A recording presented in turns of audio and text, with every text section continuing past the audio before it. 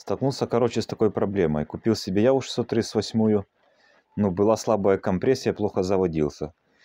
Короче, отдал я другу цилиндр на расточку, он повез в город, расточил.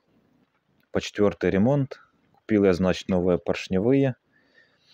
Начал устанавливать, но палец никак не заходил в поршень. Я уже грел поршень, ставил в морозильник палец, и все равно еле-еле кое-как я его, короче, запрессовал. Также отдавал коленвал на перепрессовку.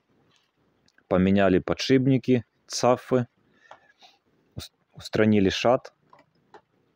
Так, иди сюда. Собрал, значит, короче, всю эту конструкцию. Пытался заводить, но она нифига не заводится.